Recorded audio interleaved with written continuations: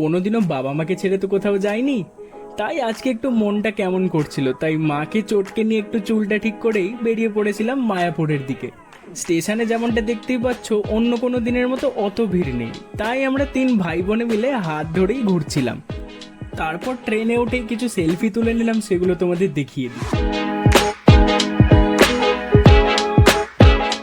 তারপর আমরা ট্রেনে উঠে নিজেদের মতো জায়গা খুঁজে খেয়ে নিলাম লুচি তরকারি।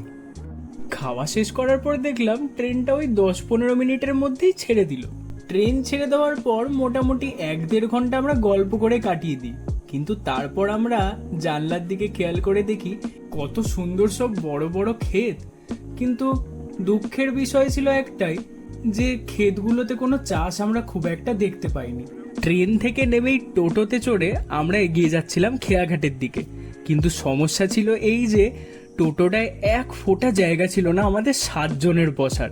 তো আমরা কোনো রকম অ্যাডজাস্ট করে পৌঁছে যাই খেয়াঘাটে।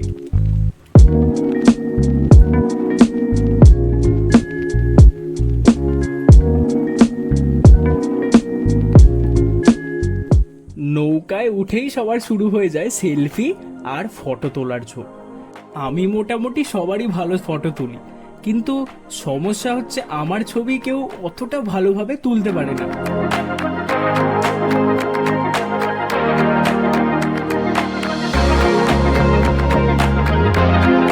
তারপরে আমরা নৌকা থেকে নেমে রওনা হয়ে পড়ি একদম মন্দিরের দিকে।